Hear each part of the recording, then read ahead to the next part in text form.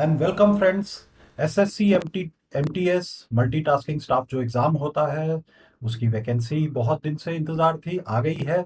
तो फ्रेंड्स चलते हैं उस वैकेंसी की तरफ। उससे पहले ब्रीफ इंट्रोडक्शन मेरे बारे में। I am Rajeev Ranjan Jha, ex deputy commandant from CRPF. Yes, ये मेरा ही फोटोग्राफ है कुछ साल पहले की। ठीक है फ्रेंड्स, चलिए इसको एस्केप कर लेते हैं और डायरेक्टली चलते हैं एसएससी एमटीएस के वैकेंसी की तरफ।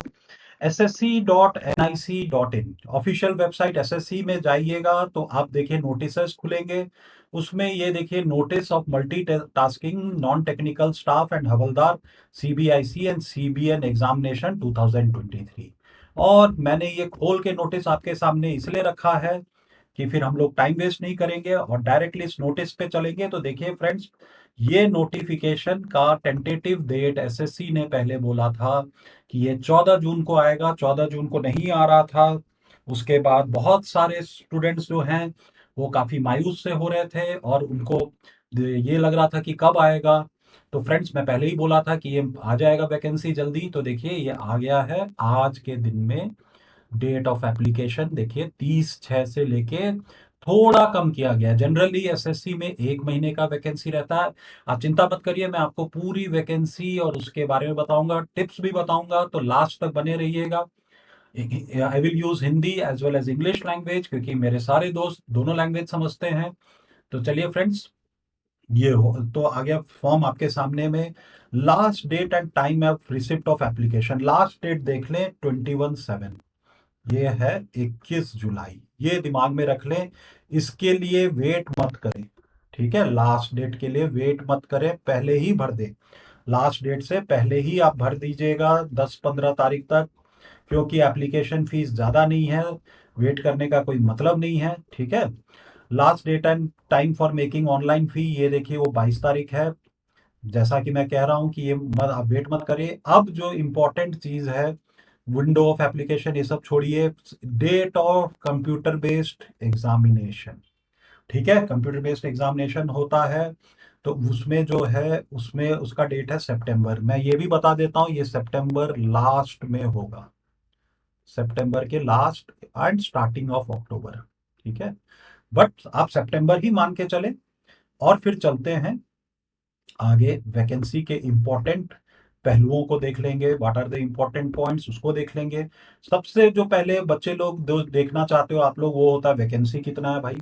तो वैकेंसी आया है 1198, हवलदार का आया है 360। तो करीब ये हो गया 1500 के आसपास। मगर आपको मैं बता दूं, ये टेंटेटिव वैकेंसी होता है और ये वैकेंसी दिस वैकेंसी में इंक्रीज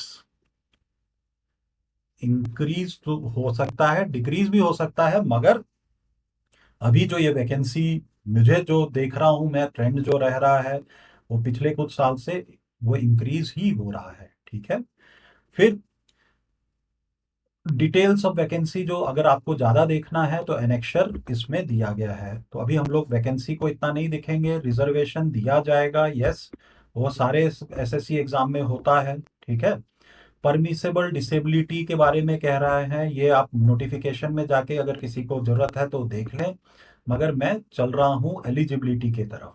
एलिजिबिलिटी में देखिए, आपको पता है सिटीजनशिप जो है, ये सिटीजन ऑफ इंडिया, मतलब आप बिहार कोई भी स्टेट से हो, उत्तर प्रदेश से हो, कहीं से भी हो, आप भर सकते हो। नेपाल और ये भूटान वाले भी जो है वो भर सकते हैं। ठीक है, ये तो हो गया। इसमें जो स्टेट लेवल की आपकी एलिजिबिलिटी है, या मतलब प्लेस ऑफ रेसिडेंस की एलिजिबिलिटी है। एज, ये बहुत इंपॉर्टेंट रहता है। तो crucial date for age for recognising, मतलब जो एज को ये करने के लिए कट ऑफ डेट या जो ये है वो है 1/8/2023, मतलब 1 अगस्त को, इन अकॉर्डिंग्स विद द ये। ठीक है, और 18 to 25 ईयर्स, क्यों? क्योंकि इसमें मेट्रिकुलेशन ही मांगा जाता है। तो 18 to 25 years, that is a candidate born not earlier than 2/8/2098, इससे पहले का नहीं होना चाहिए और इसके बाद का नहीं होना चाहिए, 1/8/2005 का। ठीक है, ये दोनों डेट आप देख लें। फिर 18 to 27 born before for havildar in CBIC department. ठीक है, ये रेवेन्यू डिपार्टमेंट के लिए है, ये department of revenue for and few post of MTS. ठीक है, कौन कौन से पोस्ट के लिए 18 to 25 है, आप देख लीजिए। ये है for MTS and havildar in CBN, department of revenue. 18 to 27 किसके लिए है? For havildar in CBIC and department of revenue and few post of MTS. ठीक है, तो आप 18 to 25 मान के चलें, मैं ये मानता हूँ you all are in that age group.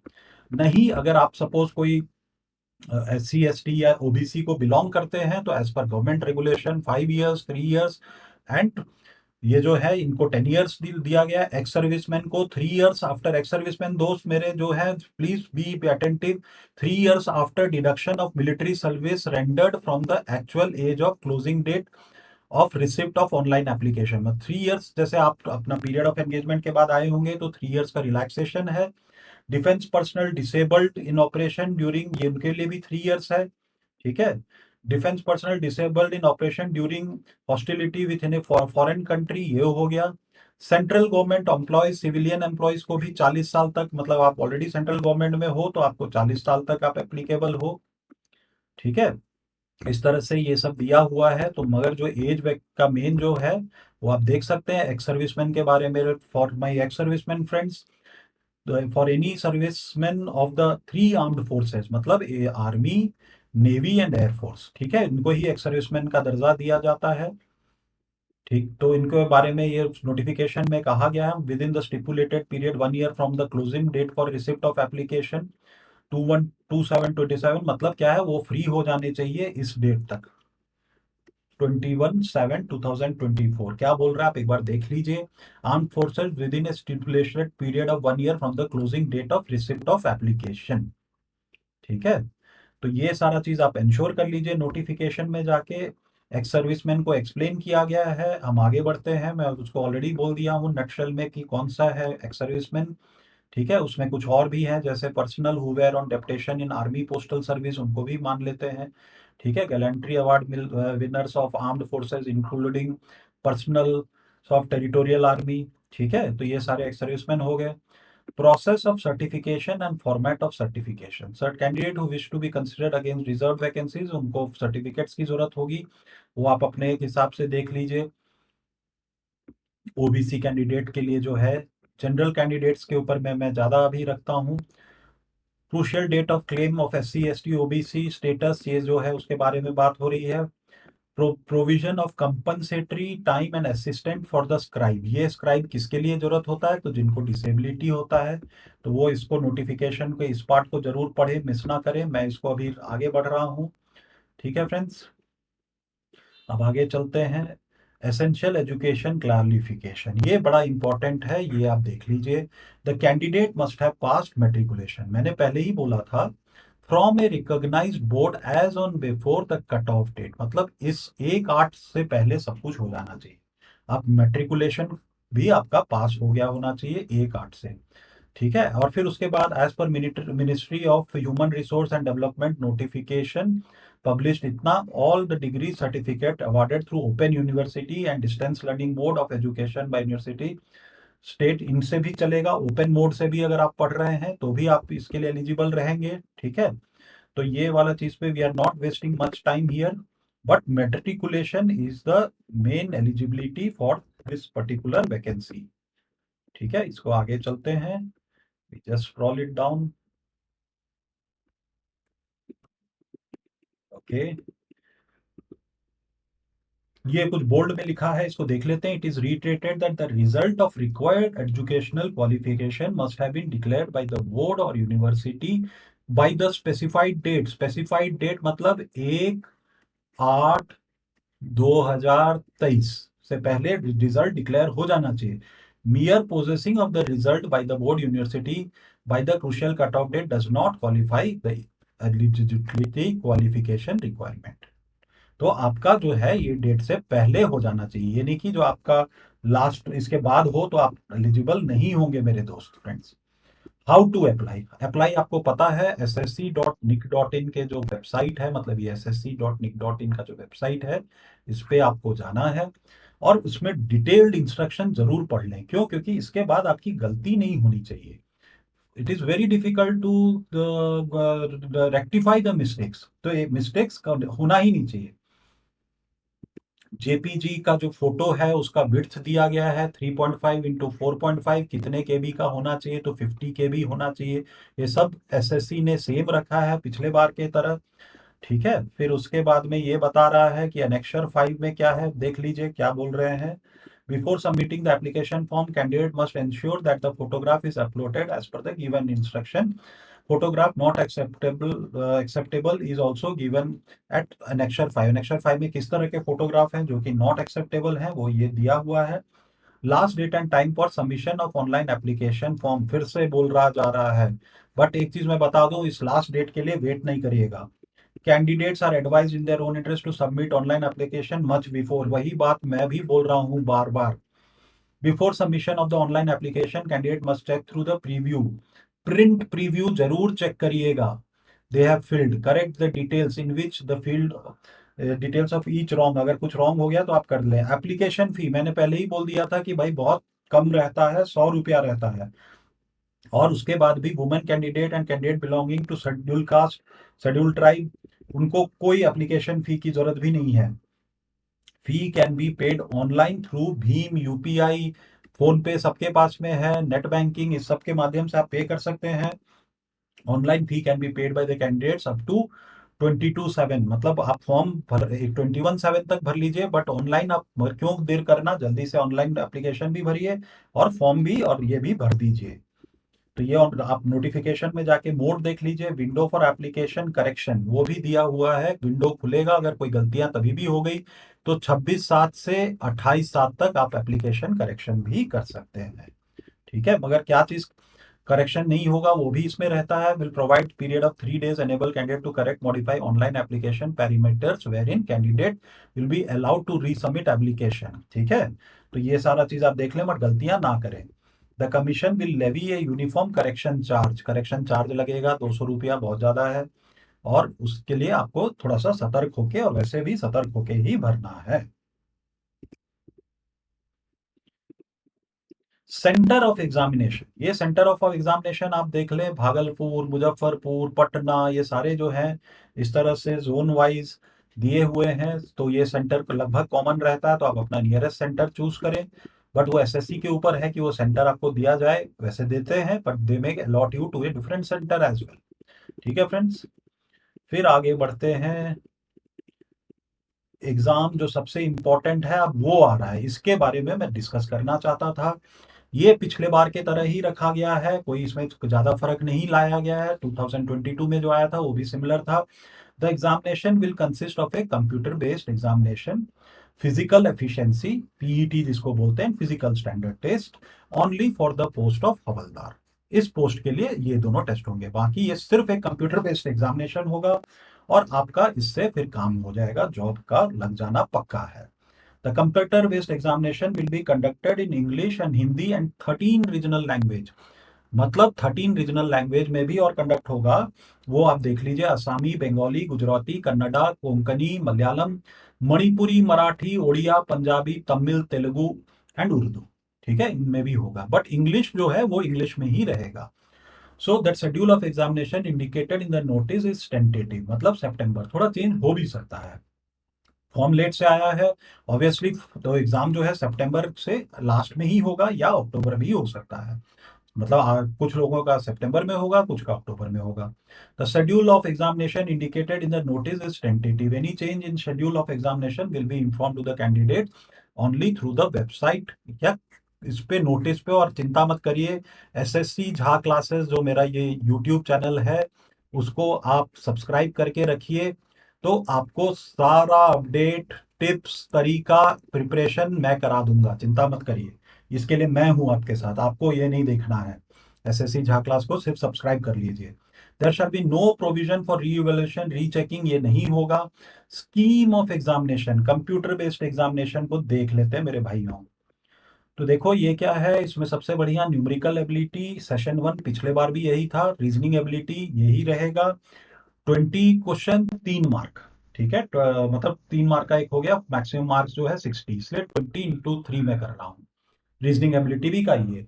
Time कितना होगा, 45 मिनट, 60 मिनट्स तो वो जो एलिजिबिलिटी स्क्राइब यूज कर रहे हैं उनके लिए है। ये सेशन वन हो गया। सेशन टू में क्या है, जनरल अवेयरनेस है, दबा के पढ़ना पड़ेगा क्योंकि ये मेन सेक्शन रहेगा। English language and comprehension, English से कोई छुटकारा नहीं है। So friends, you have to learn English with me. मैं करा दूंगा एसएससी झा क्लास में, मैं इंग्लिश कराता हूँ। I have cleared assistant commandant, I have cleared SSC CGL, I have cleared bank PO. So friends, इसमें कोई दिक्कत नहीं है, ये हो जाएगा। मैं भी बिहार से आता हूँ मगर मैंने क्लियर किया हुआ है, तो आप भी कर सकते हो। ठीक है। तो ये पिछले बार के तौर से इस बार एसएससी ने कोई ज्यादा इसमें फेरबदल नहीं किया है। They have not brought any much changes. आगे बढ़ते हैं। Computer based examination will be conducted in two session, session one session two हो गया। On the same day, both of the same day में ही होगा, ये तो पहले भी था। Not attempting any session will be disqualified, मतलब दोनों सेशन अटेंड करना ही पड़ेगा। The candidates will get 45 minutes to complete session one. 45 minutes complete होते ही ऑटोमेटिकली क्लोज्ड हो जाएगा। Immediately after completion session one session two will start, मतलब कोई ब्रेक नहीं।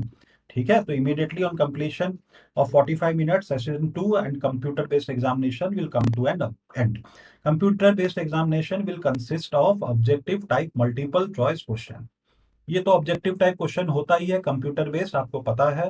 13 रीजनल लैंग्वेज में होंगे। सिर्फ इंग्लिश वाला जो है वो इंग्लिश में रहेगा, बाकी जो है वो 13 रीजनल लैंग्वेज में होगा। देयर विल बी, ये बड़ा इंपॉर्टेंट है सुनना मेरे दोस्तों, there will be no negative marking in session one. मतलब मैथ्स में और रीजनिंग में यही गड़बड़ करता है।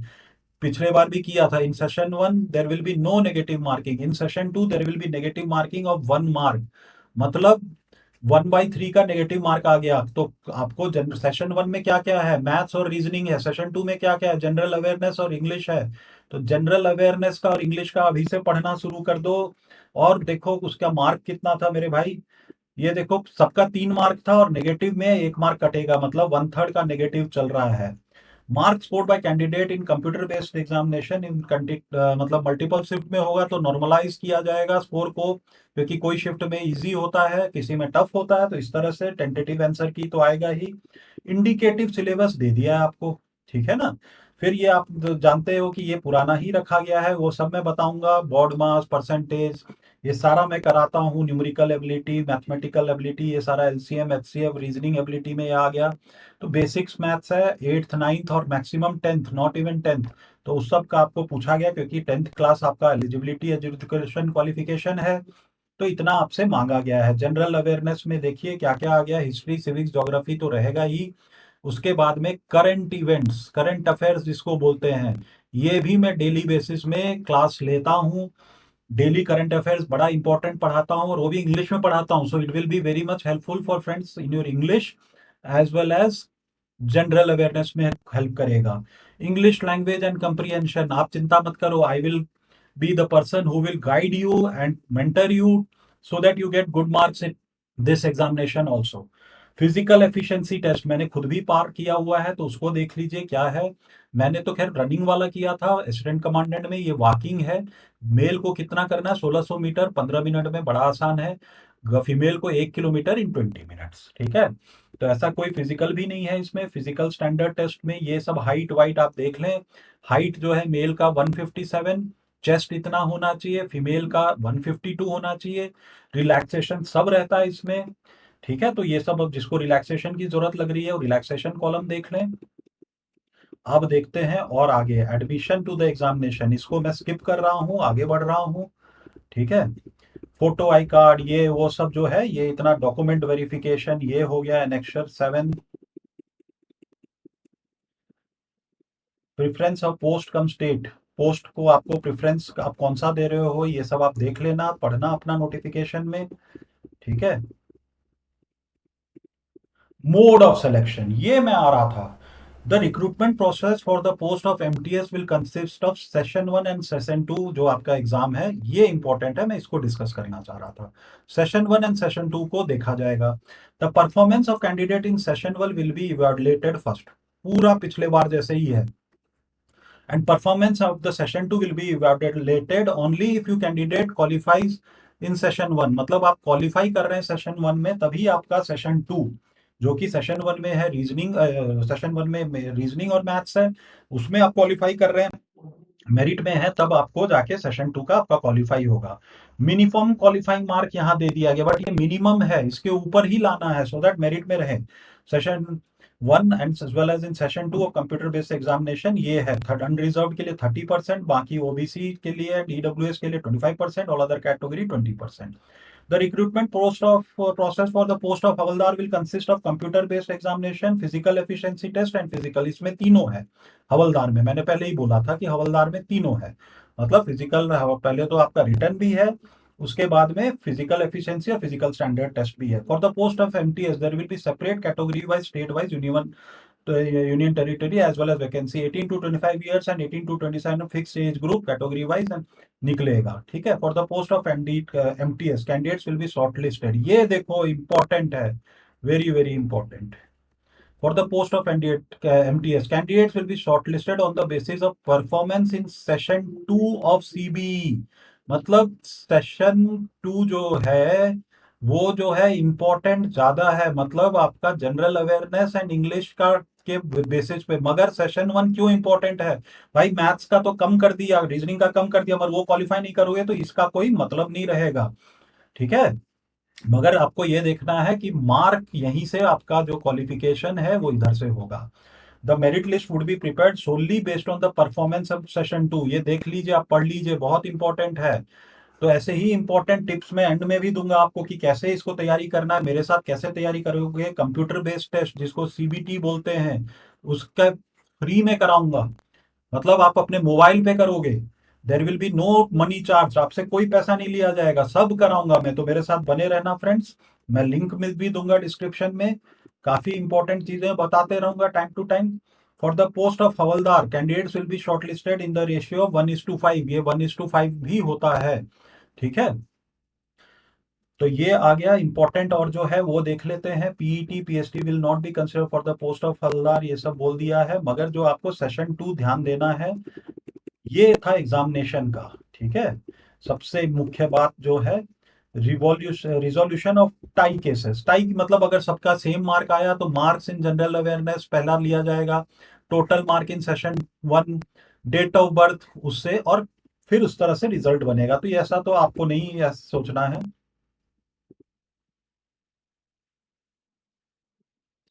ये सब इतना इंपॉर्टेंट नहीं है अभी आपके लिए। तो डिस्क्वालिफिकेशन, इंपॉर्टेंट इंस्ट्रक्शन टू, ये आप देख लेना। Before applying candidate must go through the instruction, पूरा देखना ही है। तो ये इंस्ट्रक्शन को मिस नहीं करना है। Candidate advise their own interest to submit online application much before, ये बार बार मैं बोल रहा हूँ। 21/7 से पहले ही कर दो, 15 तारीख तक कर दो, 15/7 तक तो कर ही देना। ठीक है। फिर commission will undertake to detail scrutiny of application, eligibility और सारा देखेंगे। Candidates with benchmark physical disability के बारे में, फी पेबल ₹100 है, अगर फीस एग्जाम्पशन है तो वो भी आप देख लेना। ब्लड सिग्नेचर, ये सारा इंस्ट्रक्शन पढ़ना पड़ेगा आपको, मैं इतना डिटेल में नहीं पढ़ रहा हूँ, यहाँ पे ये खत्म होता है। तो फ्रेंड्स अब एनेक्शर शुरू हो रहे हैं, मैं एनेक्शर में नहीं जा रहा हूँ, मैं फिर से इंपॉर्टेंट डेट्स पे एक बार वापस ला रहा हूँ आपको। इंपॉर्टेंट डेट क्या बोला था? डेट ऑफ ऑनलाइन एप्लीकेशन 21/7, मगर आपको कर लेना है 15/7 तक। ठीक है। और उसके बाद में सितंबर में एग्जाम होगा। ये दो डेट इंपॉर्टेंट है। अब बचा आपका तैयारी कैसे करोगे, तो वो तैयारी का मैंने पहले ही बोला था कि मैं एक इंपॉर्टेंट चीज बताऊंगा। देखिए ये जो है, मैं आपको ये लिख के देता हूँ, आप इसको ब्राउज करना। टेस्ट जीनी, TSTS, टेस्ट, GENIE.com। ये हम मेरे और मेरे टीम द्वारा बनाया हुआ वेबसाइट है। इस पे जाके आप सिर्फ एनरोल करोगे, फिर उसके बाद एनरोलमेंट में आपको मेल आईडी ये सब पूछा जाएगा। कोई क्रेडिट कार्ड नहीं, कोई पैसा नहीं। हिंदी में इंग्लिश में दोनों में टेस्ट उपलब्ध है। मोर देन 50,000 क्वेश्चन है, 50,000 से ज्यादा क्वेश्चन है। ठीक है। आप प्रैक्टिस करो, मेरे वीडियोस देखो, मेरे से डाउट पूछो। तो फ्रेंड्स, आपका तैयारी मैं कराता रहूंगा। करंट अफेयर्स मैंने बोला और इंग्लिश में डेली कराता हूँ। तो मेरे चैनल को लाइक एंड सब्सक्राइब कर दें। चैनल का जो नाम है मैं फिर से आपके लिए लिख देता हूँ, SSC झा क्लासेस। ठीक है। इसको आप, sorry, S SSC Jha classes को लाइक सब्सक्राइब जरूर कर लो, मेरे साथ बने रहो, तो फ्रेंड्स इसका मैं आपको पूरा प्रिपरेशन करा दूंगा। तो फ्रेंड्स यहाँ पे आज हम लोग फॉर्म के बारे में जान लिए, कल से प्रिपरेशन शुरू करते हैं। तो थैंक यू और गुड लक फ्रेंड्स, आज इस सेशन को यहीं एंड करते हैं।